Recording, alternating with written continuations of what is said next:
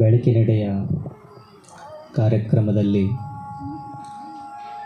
ಪಾಲ್ಗೊಂಡಿರ್ತಕ್ಕಂತಹ ತಮ್ಮೆಲ್ಲರ ಅಂತರಾತ್ಮದಲ್ಲಿ ನೆಲೆಸಿರ್ತಕ್ಕಂತಹ ಆ ಗುರು ಗವಿಸಿದ್ದೇಶ್ವರನಿಗೆ ಅನಂತ ಶರಣಾರ್ಥಿಗಳು.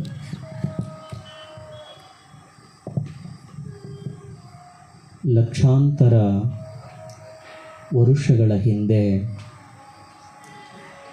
ಈ ಭೂಮಂಡಲದ ಮೇಲೆ ಮನುಷ್ಯ ಜನ್ಮ ತಾಳಿ ಬರ್ತಾನೆ. ಲಕ್ಷಾಂತರ ವರುಷಗಳ ಹಿಂದೆ ಮನುಷ್ಯ ಈ ಭೂಮಿಯ ಮೇಲೆ ಜನ್ಮ ತಾಳಿಯನ್ನು ಬರ್ತಾನಲ್ಲ, ಅಂದಿನಿಂದ ಇಂದಿನವರೆಗೆ ಅವನಿಗೆ ಎರಡು ತರಹದ ಹಸಿವುಗಳಾಗ್ತವೆ. ಅವನಿಗೆ ಒಂದನೆಯದು ಬಹಿರಂಗದ ಹಸಿವು, ಎರಡನೆಯದು ಅಂತರಂಗದ ಹಸಿವು. ಈ ಬಹಿರಂಗದ ಹಸಿವನ್ನು ಐಹಿಕ ಸುಖ ಭೋಗಗಳನ್ನು ಅನುಭವಿಸಿ ಸುಖಿಸಿ ತೃಪ್ತಿ ಕೊಡ್ತಾನೆ ಅವನು. ಈ ಬಹಿರಂಗದ ಹಸಿವನ್ನು ಹಿಂಗಿಸ್ಕೊಳ್ತಾನೆ. ಈ ಅಂತರಂಗದ ಹಸಿವು ಕಡೆ ಅವನಿಗೆ ಒಂದಿನಿತೂ ಲಕ್ಷ್ಯ ಕೂಡ ಹರಿಸುವುದಿಲ್ಲ. ಅಂತರಂಗವು ಕೂಡ ಹಸಿದುಕೊಳ್ಳತಕ್ಕಂತಹ ಪ್ರಜ್ಞೆ ಕೂಡ ಅವನಿಗೆ ಆಗುವುದಿಲ್ಲ.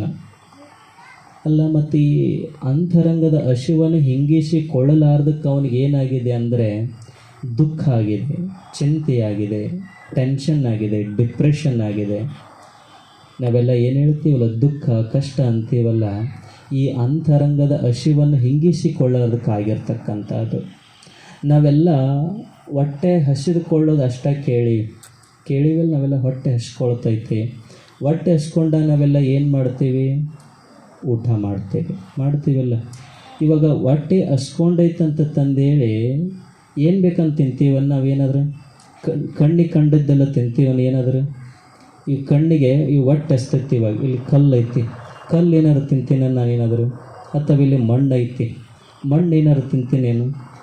ಎಷ್ಟೇ ಹೊಟ್ಟೆ ಹಸಿವಾಗಿರ್ಲಕ್ಕ, ಹೊಟ್ಟೆ ಹಸಿವಾದಾಗ ನಾನು ಕಲ್ಲು ತಿನ್ನಲ್ಲ, ಮಣ್ಣು ತಿನ್ನಲ್ಲ, ಅನ್ನವನ್ನೇ ಊಟ ಮಾಡ್ತೀನಿ. ಇದು ಪ್ರಜ್ಞೆ ಇರ್ತದಿಲ್ಲ ನಮ್ಮೆಲ್ಲರಿಗೂ. ಹೊಟ್ಟೆ ಹಸಿದಾಗ ಅನ್ನವನ್ನೇ ಊಟ ಮಾಡಬೇಕನ್ನೋದು. ಮತ್ತು ಭಗವಂತ ನಮಗೆ ಕೇವಲ ಹೊಟ್ಟೆನಷ್ಟೇ ಕಟ್ಟು ಕಳಿಸಿಲ್ಲ, ಹೊಟ್ಟೆಯ ಜೊತೆಗೆ ಕಣ್ಣುಗಳನ್ನು ಕಟ್ಟು ಕಳಿಸ್ಯಾನ, ಕಿವಿಯನ್ನು ಕೊಟ್ಟು ಕಳಿಸ್ಯಾನ, ಪಂಚೇಂದ್ರಿಯಗಳಂತೀವಲ್ಲ, ಜ್ಞಾನೇಂದ್ರಿಯಗಳಂತೀವಲ್ಲ, 5 ಇಟ್ಟು ಕಳಿಸ್ಯಾನ. ಕಣ್ಣ, ಕಿವಿಯ, ಮೂಗ, ನಾಲಿಗೆ, ಚರ್ಮ, ಇವೆಲ್ಲ 5 ಇಟ್ಟು ಕಳಿಸ್ಯಾನಲ್ಲ. ಕೇವಲ ಹೊಟ್ಟೆ ಅಷ್ಟೇ ಹಸ್ಕೊಳಂಗಿಲ್ಲ, ಹೊಟ್ಟೆಯ ಜೊತೆಗೆ ಕಣ್ಣು ಕೂಡ ಹಸ್ಕೊಳ್ತೈತಿ, ಕಿವಿ ಹಸ್ಕೊಳ್ತೈತಿ, ನಾಲಿಗೆ ಹಸ್ಕೊಳ್ತೈತಿ. ಆಶ್ಚರ್ಯ ಆಗುತ್ತಲ್ಲ ನಿಮಗೆಲ್ಲ. ಹೊಟ್ಟೆ ಹಸ್ಕೊಳೋದಷ್ಟೇ ಇಷ್ಟು ದಿವಸ ಕೇಳಿದ್ವಿ ನಾವು. ಕಣ್ಣು ಹೆಂಗೆ ಹಸ್ಕೊತೈತ್ರಿ? ಕಿವಿ ಹೆಂಗೆ ಹಸಿದುಕೊಳ್ಳುತ್ತದೆ? ನಾಲಿಗೆ ಹೆಂಗೆ ಹಸ್ಕೊತೈತಿ? ನಾಲಿಗೆ ಹಸ್ಕೊಂಡಾಗಂತ ನೀವೆಲ್ಲ ಪಾನಿಪುರಿ ಗೋಮಂಚೂರಿಯಲ್ಲಿ ತಿಂದು ಇದು ಮಾಡಿರಿ. ಬರೀ ನಾಲಿಗೆ ಹಸ್ಕೊಂಡದಷ್ಟೇ ನಿಮಗೆ ಗೊತ್ತೈತಿ, ರುಚಿ ಆಗಿರ್ತಕ್ಕಂಥದ್ದು. ಕಣ್ಣು ಏನೈತಲ್ಲ, ಕಣ್ಣಿಗೆ ಕೂಡ ಹಸಿವು ಹೆಂಗಾಗತ್ತಂದ್ರೆ ಕಣ್ಣಿಗೆ ರೂಪದ ಹಸಿವಾಗತ್ತೆ. ಕಿವಿ ಐತಲ್ಲ, ಕಿವಿಗೆ ಶಬ್ದದ ಹಸಿವಾಗ್ತಕ್ಕಂಥದ್ದು. ಮೂಗಿದೆಯಲ್ಲ, ಅದಕ್ಕೆ ಘ್ರಾಣದ ಹಸಿವಾಗ್ತಕ್ಕಂಥದ್ದು. ಈ ಚರ್ಮ ಐತಲ್ಲ, ಈ ಚರ್ಮ ಇದಕ್ಕೆ ಸ್ಪರ್ಶದ ಹಸಿವಾಗ್ತಕ್ಕಂಥದ್ದು.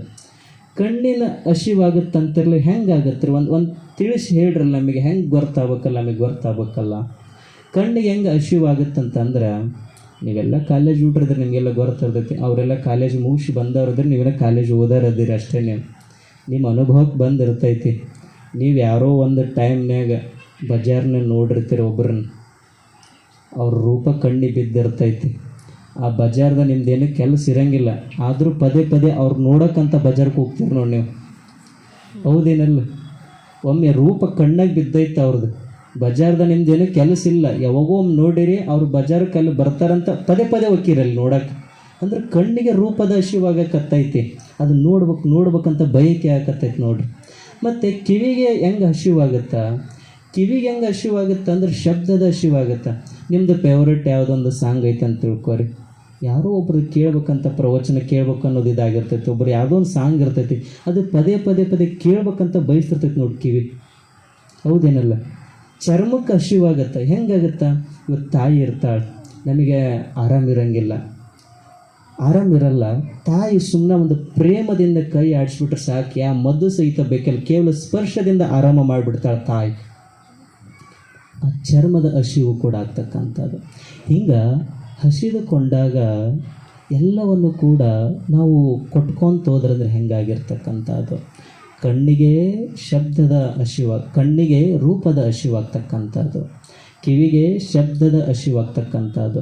ಹಿಂಗೆ ಹಸಿದುಕೊಂಡಾಗ ನಾವೆಲ್ಲರೂ ಕೊಟ್ಕೊಂತ ಹೋದಂಗಲೇ ಅದು ಏನಾಗ್ತಕ್ಕಂಥದ್ದು. ಒಮ್ಮೆ ಪ್ರಜ್ಞೆ ಇರಬೇಕಲ್ಲ, ಕಣ್ಣಿಗೆ ಏನನ್ನು ಆಹಾರವನ್ನು ಕೊಡಬೇಕು, ಕಿವಿಗೆ ಏನನ್ನು ಆಹಾರವನ್ನಾಗಿ ಕೊಡಬೇಕನ್ನೋದು ಪ್ರಜ್ಞೆ ಇರಬೇಕಲ್ಲ.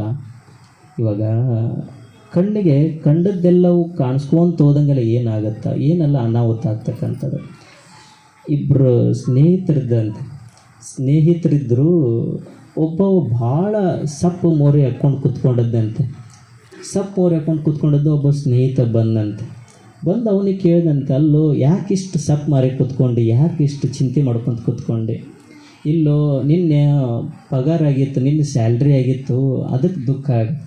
ಅಲ್ಲ ಹುಚ್ಚ, ಪಗಾರ ಆದ್ರೆ ಯಾರು ದುಃಖ ಪಡ್ತಾರೆ? ಯಾರಾದ್ರೆ ಖುಷಿ ಪಡ್ಬೇಕು. ಇಲ್ಲ, ನಂದು ಪಗಾರ ಇರೋದು 10,000, ಇರಲಿ ಬಿಡು, ಅದ್ರಾಗ ಏನೈತೆ, ಅದ್ರಾಗ ಯಾಕೆ ನೀನು ದುಃಖ ಪಡಕತ್ತೆಯ? ಇಲ್ಲ, ನಂದು ಪಗಾರ ಇರೋದು 10,000 ರೂಪಾಯಿ ಐತೆ. ನಿನ್ನೆ ನಮ್ಮ ಹೆಣ್ಮಕ್ಳ ಕಣ್ಣಾಗ, ನನ್ನ ಹೆಂಡತಿ ಕಣ್ಣಾಗ ಒಂದು ಸಣ್ಣದೊಂದು ಹಳ್ಳ ಬಿದ್ದಿತ್ತು. ಹಳ್ಳ ಅಂದ್ರೆ ಬರ್ತಲ್ಲ, ಅದು ಹಳ್ಳ ಬಿದ್ದಿತ್ತು. ಅದನ್ನು ತಗ್ಸ್ಕೊಂಬರಕ್ಕಂತ ಡಾಕ್ಟ್ರೇ ಆಸ್ಪತ್ರೆಗೆ ಕರ್ಕೊಂಡೋಗಿದ್ದೆ. ಅದನ್ನು ತೆಗಿಯೋಕೆ 5,000 ರೂಪಾಯಿ ತೊಗೊಂಡ್ರು ಅವರು. 5,000 ರೂಪಾಯಿ ತೊಗೊಂಡ್ರೆ ಬರೀ 5,000 ರೂಪಾಯಿ ಉಳಿತು. ನಾ ಹೆಂಗೆ ಖರ್ಚು ವೆಚ್ಚ ಮಾಡ್ಬೇಕಂತ ದುಃಖ ಆಗೈತಿ, ನೋವಾಗೈತಿ. ಅದಕ್ಕೆ ಸರ್ ಕೋಡಿ, ಇದಕ್ಕೆ ಯಾಕೆ ಇದು ಮಾಡ್ತೀಯ? ಬರೀ ನಿಂದು 5,000 ರೂಪಾಯಿ ಖರ್ಚಾಗೈತಿ. ನಿನ್ನ ಹೆಂಡತಿ ಕಣ್ಣಾಗ ಸಣ್ಣದೊಂದು ಹಳ್ಳು ಬಿದ್ದು ಬರೀ 5,000 ರೂಪಾಯಿ ಖರ್ಚಾಗೈತಿ. ನಿನ್ನೆ ನನ್ನ ಹೆಂಡತಿ ಬಜಾರಿಗೆ ಕರ್ಕೊಂಡು ಹೋದಾಗ ಒಂದು ರೇಷ್ಮೆ ಸೀರೆ ಹಾಕಿ ಕಣ್ಣಾಗ ಬಿದ್ದೈತಿ. ನಂದು 10,000 ರೂಪಾಯಿ ಖರ್ಚಾಗೈತಿ. ನಾ ಏನು ಮಾಡ್ಬೇಕಂತ? ಆಕೆ ಬರೀ 5,000 ರೂಪಾಯಿ ಖರ್ಚು ಮಾಡಿ ನಂದು 10,000 ಹೋಗೈತಿ, ನಾನೇನು ಮಾಡಲಿ ಅಂತ. ಅಂದ್ರೆ ಕಂಡದ್ವೆಲ್ಲ ನಾವು ಬಯಸಿ ಬೇಕಂತಂದ್ರೆ ಹೆಂಗೆ ನಡಿತೈತಿ?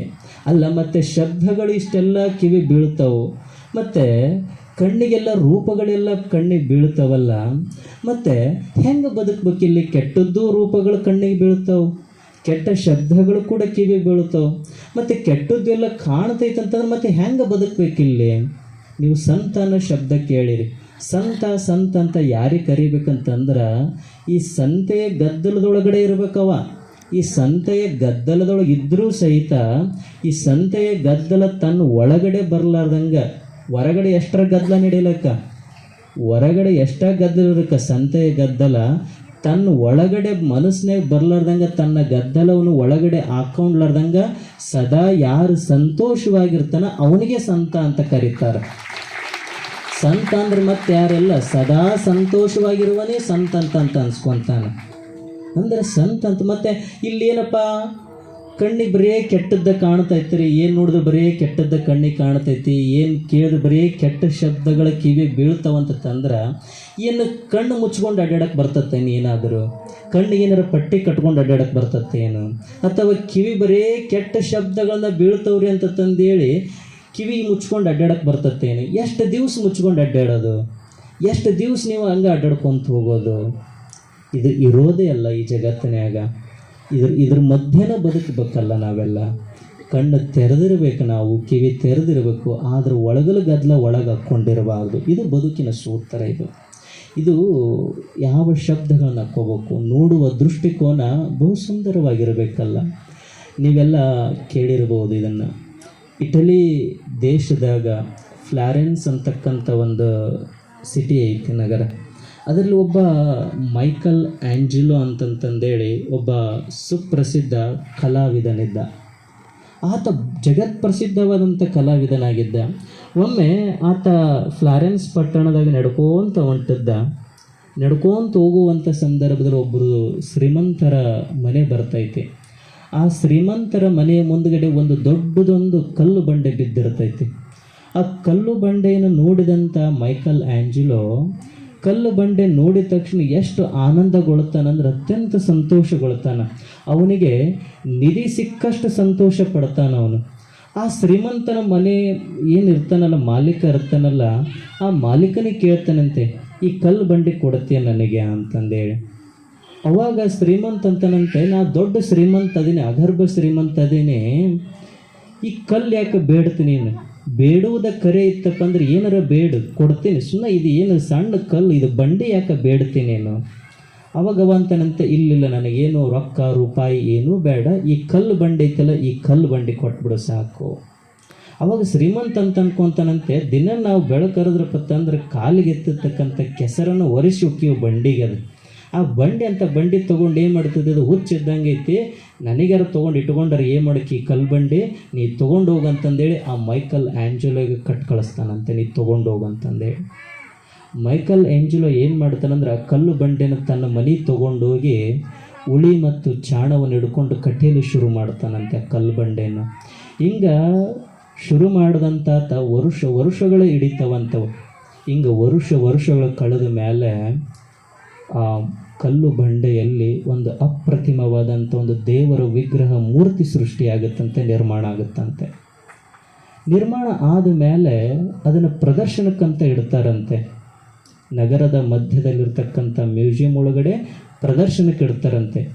ಅದು ಅಪ್ರತಿಮ ಜಗತ್ಪ್ರಸಿದ್ಧವಾದಂಥ ಮೂರ್ತಿಯಾಗಿರ್ತೈತಿ. ಅದನ್ನು ನೋಡಲಿಕ್ಕಂತಂದೇಳಿ ಜಗತ್ತಿನಾದ್ಯಂತ ಜನರೆಲ್ಲರೂ ಬಂದು ನೋಡ್ತಿರ್ತಾರಂತೆ. ಈ ಸುದ್ದಿ ಯಾರು ಮಾಲೀಕ ಶ್ರೀಮಂತ ಕೊಟ್ಟದನ್ನ ಅವನಿಗೆ ಮುಟ್ಟುತ್ತಂತೆ. ಇಲ್ಲಿ ಯಾವುದೋ ಒಂದು ಮ್ಯೂಸಿಯಂ ಒಳಗಡೆ ಒಂದು ಮೂರ್ತಿ ಇಟ್ಟಾರಂತೆ, ಅದನ್ನು ನೋಡೋಕೆ ಹೋಗೋಣಂತಂದೇಳಿ ನೋಡೋದಕ್ಕಂತ ಹೋಗ್ತಾನಂತೆ. ನೋಡೋದಕ್ಕೆ ಹೋದಾಗ ಅವನಿಗೆ ಆಶ್ಚರ್ಯ ಆಗುತ್ತಂತೆ, ಅಷ್ಟು ಸುಂದರವಾದ ಮೂರ್ತಿಯನ್ನು ನೋಡಿ ಇದನ್ನು ಯಾರು ಕೆತ್ತಾರಂತ ಕೇಳ್ತಾನಂತೆ. ಅವಾಗ ಶ್ರೀಮಂತನಿಗೆ ಗೊತ್ತಾಗುತ್ತೆ, ಇದು ಮೈಕಲ್ ಆ್ಯಂಜಲೋ ಕೆತ್ತಾನಂತಂದೇಳಿ. ಅವನಿಗೋಗಿ ಶುಭಾಶಯ ಕೋರ್ಬೇಕಂತಂದೇಳಿ ಕೈ ಕುಲುಕ್ತಾನಂತೆ, ಹಿಂಗೆ ಥ್ಯಾಂಕ್ಸ್ ಕೊಡ್ತಾನಂತೆ. ಥ್ಯಾಂಕ್ಸ್ ಕೊಟ್ಟು, ಎಷ್ಟು ಚಂದ ಇದು ಮಾಡಿರಲ್ಲ, ನಿರ್ಮಾಣ ಮಾಡಿರಲ್ಲ, ಎಷ್ಟು ಚಂದ ಕೆತ್ತಿರಲ್ಲ ಅಂತಂದೇಳಿ ಥ್ಯಾಂಕ್ಸ್ ಕೊಡ್ತಾನಂತೆ. ಅವಾಗ ಮೈಕಲ್ ಆ್ಯಂಜಲೋ ಆ ಶ್ರೀಮಂತ ವ್ಯಕ್ತಿ ಇರ್ತಾನೆ, ಮಾಲೀಕ ಇರ್ತಾನಲ್ಲ, ಅವನಿಗೆ ಕೈ ಕುಲುಕ್ತಿ ಹೇಳ್ತಾನಂತೆ, ನೀವು ನಮಗೆ ಥ್ಯಾಂಕ್ಸ್ ಹೇಳ್ದಲ್ಲ, ನಾನಾ ನಿಮಗೆ ಥ್ಯಾಂಕ್ಸ್ ಹೇಳ್ಬೇಕು. ಯಾಕೆ ನಿಮಗೆ ಥ್ಯಾಂಕ್ಸ್ ಹೇಳ್ಬೇಕಂತಂದ್ರೆ, ನೀವ ಕಲ್ಲು ಬಂಡೆ ನನಗೆ ಕೊಡದೇ ಇದ್ರಪ್ಪ ಅಂದ್ರೆ ನಾನು ಹೆಂಗೆ ಇದನ್ನು ಕೆತ್ತತಿದ್ನಿ ಅಂತಂದೇಳಿ ವಾಪಸ್ ಥ್ಯಾಂಕ್ಸ್ ಹೇಳ್ತಾನಂತೆ ಮೈಕಲ್ ಆ್ಯಂಜಲೋ. ಕೈ ಕುಲುಕಿದ ಮೇಲೆ ಅವನಿಗೆ ಆಶ್ಚರ್ಯ ಆಗುತ್ತಂತೆ, ಶ್ರೀಮಂತನಿಗೆ ಗೊತ್ತಿರಲಂತ, ಇದು ನನ್ನ ಮನೆಯಲ್ಲಿ ಇರ್ತಕ್ಕಂಥ ಬಿದ್ದಿರ್ತಕ್ಕಂಥ ಕಲ್ಲು ಬಂಡೆ ಅನ್ನೋದು ಅವನಿಗೆ ಗೊತ್ತಿರಲ್ಲ ಶ್ರೀಮಂತನಿಗೆ. ಒಬ್ಬ ಕಲಾವಿದನಿಗೆ ಅದರಲ್ಲಿರ್ತಕ್ಕಂಥ ಮೂರ್ತಿ ಕಣ್ಣಿಗೆ ಬಿತ್ತು, ಒಬ್ಬ ಶ್ರೀಮಂತನಿಗೆ ಬರೀ ಕಲ್ಲು ಬಂಡೆ ಥರ ಕಾಣಿತು. ಅವಾಗ ಶ್ರೀಮಂತ ವ್ಯಕ್ತಿ ಆ ಮೈಕಲ್ ಆ್ಯಂಜಲೋ ಕೇಳ್ತಾನಂತೆ, ಅಲ್ಲ ನಾನು ಸಹಿತ ಇದನ್ನು ಕಲ್ಲು ಬಂಡೆ ನೋಡಿ ನನಗೇನು ಕಾಣಲಿಲ್ಲ, ನಿನಗೆ ಹೆಂಗೆ ಕಾಣ್ತಿ? ಇಂಥ ಮೂರ್ತಿ ಎಷ್ಟು ಸುಂದರವಾಗಿ ಕೆತ್ತಿಲ್ಲ, ಅಂಥದ್ದು ಏನು ಶ್ರಮಪಟ್ಟು ಅಂಥದ್ದು ಹೆಂಗೆ ಮಾಡಿದೆ? ಅವಾಗ ಮೈಕಲ್ ಆ್ಯಂಜಲೋ ಅದ್ಭುತವಾದ ಒಂದು ಉತ್ತರವನ್ನು ಕೊಡ್ತಾನಂತೆ. ಈ ಮೂರ್ತಿ ಎಲ್ಲಿ ಇರಲಿಲ್ಲ, ಆಲ್ರೆಡಿ ಮೂರ್ತಿ ಕಲ್ಲು ಬಂಡೆಗಿತ್ತು. ನಾ ಮಾಡಿದ್ದಿಷ್ಟ ಬ್ಯಾಡಾದ ಭಾಗವನ್ನು ತೆಗೆದು ಬಿಟ್ಟೆ, ಸುಂದರ ಮೂರ್ತಿ ಅದರಲ್ಲೇ ಇತ್ತು ಅಂತಂದೇಳಿ ಮೈಕಲ್ ಆ್ಯಂಜಲೋ ಹೇಳ್ತಾನಂತೆ. ನಾ ಏನೂ ಮಾಡಿಲ್ಲ, ಬರೇ ಬ್ಯಾಡಾದ ಭಾಗನಷ್ಟ ತೆಗೆದುಬಿಟ್ಟು, ನಾನು ಬ್ಯಾಡಾದ ಭಾಗನ ತೆಗೆದುಬಿಟ್ಟಿನಿ, ಸುಂದರ ಮೂರ್ತಿ ಅದರೊಳಗಡೆ ಇತ್ತು. ಹಂಗೆ ನಮ್ಮ ಬದುಕು ಸುಂದರಗೊಳಿಸ್ಬೇಕಂದ್ರೆ ನಾವು ಏನೂ ಮಾಡೋದು ಬೇಕಾಗಿಲ್ಲ. ಬದುಕಂದ್ರೇ ಸುಂದರ, ಬದುಕನ್ನು ಸುಂದರಗೊಳಿಸೋದಲ್ಲ, ಬದುಕಂದ್ರೇ ಸುಂದರ. ನಮ್ಮಲ್ಲಿರ್ತಕ್ಕಂಥ ಅವಗುಣಗಳಿರ್ತಾವಲ್ಲ, ಅವಗುಣಗಳನ್ನು ಸರಿಸಿಬಿಟ್ರೆ ಸಾಕು, ನಮ್ಮ ಬದುಕೇ ಸುಂದರವಾಗಿರ್ತಕ್ಕಂಥದ್ದು. ನೋಡುವ ದೃಷ್ಟಿಕೋನ ಸುಂದರವಾಗಿರಬೇಕು. ಸಣ್ಣದೊಂದು ದೃಷ್ಟಾಂತೇಳಿ ನಾನು ಮಾತಿಗೆ ವಿರಾಮ ಕೊಡ್ತೇನೆ. ಒಂದು ಹೆಂಗೆ ಬದುಕಬೇಕು, ಯಾವ ದೃಷ್ಟಿಕೋನದಿಂದ ಇಲ್ಲಿ ಬದುಕಬೇಕು ಅನ್ನೋದೊಂದು ಸಣ್ಣ ದೃಷ್ಟಾಂತ. ಇವು ಸಣ್ಣ ಮಕ್ಕಳಿರ್ತಾರೆ, ಮತ್ತು ಹೆಂಗೆ ಬದುಕಬೇಕಿಲ್ಲಿ ಸಣ್ಣ ಮಕ್ಕಳೆಲ್ಲ ಇರ್ತಾರೆ. ಸಣ್ಣ ಮಕ್ಕಳು ಆಟ ಆಡ್ತಿರ್ತಾರೆ ನೋಡ್ರಿ. ಸಣ್ಣ ಮಕ್ಕಳು ಹೆಂಗೆ ಆಟ ಆಡ್ತಿರ್ತಾರೆ ಅಂದ್ರೆ ಒಂಥರ ಅಡುಗೆ ಆಟ ಆಡೋದು. ನೀವೆಲ್ಲ ಸಣ್ಣ ಮಕ್ಕಳು ಇರ್ತೀರಿ, ನೀವೆಲ್ಲ ಆಟ ಆಡ್ತಿರ್ತೀರಿ ನೋಡ್ರಿ. ಸಣ್ಣ ಮಕ್ಕಳು ಒಂಥರ ಅಡುಗೆ ಆಟ ಆಡ್ದಂಗೆ ಆಡ್ತಿರ್ತಾವೆ. ಅವು ಅಡುಗೆ ಮಾಡೋ ಆಟ ಆಡೋ ಟೈಮ್ನಾಗ ಹೆಂಗೆ ಮಾಡ್ತಿರ್ತಾವೆ, ಯಾವುದೋ ಒಂದು ತಪ್ಪಲ ಹರ್ಕೊಂಡಿರ್ತಾವೆ, ಒಂಥರ ಕುಟ್ಟಿ ಏನೋ ಒಂಥರ ಸ್ವೀಟ್ ಟೈಪ್ ಮಾಡಿರ್ತಾವೆ, ಅಡುಗೆ ಪಲ್ಯ ಟೈಪ್ ಮಾಡಿರ್ತಾರೆ, ಮಣ್ಣು ಇರ್ತೈತಿ, ಅದ್ರಾಗ ನೀರೇ ಕಲಿಸಿ ಏನೇನೋ ಮಾಡಿರ್ತಾವೆ. ಹೌದೇನಿಲ್ಲ, ಅಡುಗೆ ಮಾಡಿರ್ತಾರೆ ಇವರೆಲ್ಲ. ಮತ್ತು ಅಡುಗೆ ಮಾಡ್ತಾರೆ. ನೀವು ಹೆಂಗೆ ಮಂದಿಗೆಲ್ಲ ಊಟ ಮಾಡೋ ಟೈಮ್ನಾಗ ಊಟ ಮಾಡೋಕ್ಕೆ ಬರ್ರಿ ಅಂತ ಕರಿತಾರಲ್ಲ, ಅವು ಕರಿತಾವೆ. ಊಟ ಮಾಡೋಕ್ಕೆ ಬರ್ರಿ ಅಂತ ಕರಿತಾವೆ. ಅವು ಸಹಿತ ಕರೆದು ಎಲ್ಲ ಮಾಡ್ತಾವೆ, ಕುಂದಿರ್ತಾವೆ, ಇದು ಮಾಡ್ತಾವೆ. ಹಿಂಗೆ ತಿನ್ನೋ ಟೈಮ್ನಾಗ ಹಿಂಗೆ ಇಟ್ಕೊತಾವೆ, ತಿಂದಂಗೆ ಮಾಡ್ತಾವೆ. ಹೆಂಗೆ ಮಾಡ್ತಾವೆ? ಮಾಡ್ತಾವಿಲ್ಲ ಅವೆಲ್ಲ ತಿಂತಾವ ಏನಾದ್ರ ತಿಂತಾವ ಅಡುಗೆ ಮಾಡಿಲ್ಲ ಆಟ ಆಡಿಲ್ಲ ನಾವು ಆಟ ಆಡವೇನಿಲ್ಲವು ಆಡ್ಯಾವು ಮತ್ತು ಅಡುಗೆ ಮಾಡಿಲ್ಲ ನಾವು ಮಾಡ್ಯಾವು ಮತ್ತು ಸಂತೋಷ ಪಟ್ಟಿಲ್ಲೇನು ಆಟ ಆಡಿ ಸಂತೋಷ ಪಟ್ಟಾರ ಅಡುಗೆ ಮಾಡ್ಯಾರ ಆಟ ಆಡ್ಯಾರ ಸಂತೋಷ ಪಟ್ಟಾರ ಆದ್ರೆ ಅಡುಗೆಯನ್ನು ತಿನ್ನುವ ಟೈಮ್ನಾಗ ಗೊತ್ತೈತಿ ಅಡುಗೆ ಮಾಡೋ ಟೈಮಿಗೆ ಗೊತ್ತೈತಿ ಅಡುಗೆದು ಖರೆ ಅಲ್ಲದು ಸುಳ್ಳು ಅನ್ನೋದು ಸತ್ಯ ಗೊತ್ತೈತಿ ಸಣ್ಣ ಮಕ್ಕಳಿಗೆ ಹೌದೇನಲ್ಲ ಅಡುಗೆ ಮಾಡೋ ಟೈಮಿಗೆ ಗೊತ್ತೈತಿ ನಾವು ಮಾಡಿದ ಅಡುಗೆ ಖರೆ ಅಲ್ಲ ಇದು ಸುಳ್ಳು ಅನ್ನೋದು ಅಡುಗೆ ಮಾಡೋ ಟೈಮಿಗೆ ಗೊತ್ತೈತಿ ಆದ್ರೆ ಅಡುಗೆಯನ್ನು ತಿಂದಂಗೆ ಮಾಡ್ಯಾರ ತಿಂದಿಲ್ಲ ಸಣ್ಣ ಮಕ್ಕಳಲ್ಲಿರ್ತಕ್ಕಂಥ ಸಾಮಾನ್ಯ ಪ್ರಜ್ಞೆ ದೊಡ್ಡವರಲ್ಲಿ ಬಂದು ಬಿಟ್ಟರೆ ಈ ವಿಷಯ ಸುಖಗಳು ಏನದವಲ್ಲ ಭಗವಂತನು ಕೂಡ ಏನು ಮಾಡ್ಯಾರ ಅಂದ್ರೆ ಈ ಭೂಮಿ ಮೇಲೆ ಆಟ ಆಡೋ ಕಳಶನ ನಾವು ತಿಳ್ಕೋಬೇಕು ಇಲ್ಲಿ ವಿಷಯ ಸುಖವನ್ನು ಅನುಭವಿಸಿದಂತಂಗೆ ಮಾಡಿ ಸುಖ ಪಡಬೇಕು ವಿನಃ ಇದನ್ನು ಅನುಭವಿಸಿದಾಗ ಸತ್ಯ ಇಲ್ಲ ಅಂತ ಸತ್ಯವನ್ನು ತಿಳ್ಕೋಬೇಕು ನಾವೆಲ್ಲ ಈ ಸತ್ಯವನ್ನು ಅರಿದುಕೊಂಡು ಬದುಕಬೇಕು ನಾವೆಲ್ಲರೂ ಸಹಿತ ಇಂತಹ ಸತ್ಯವನ್ನು ಅರಿತುಕೊಳ್ಳೋದಕ್ಕೆ ಪ್ರತಿ ಸೋಮವಾರಕ್ಕೊಮ್ಮೆ ಇಂತಹ ಕಾರ್ಯಕ್ರಮಗಳು ಅಂತ ಹೇಳ್ತಾ ನನ್ನೆರಡು ಮಾತುಗಳಿಗೆ ವಿರಾಮವನ್ನು ಕೊಡ್ತೀನಿ ಎಲ್ಲರಿಗೂ ಶರಣಾರ್ಥಿ.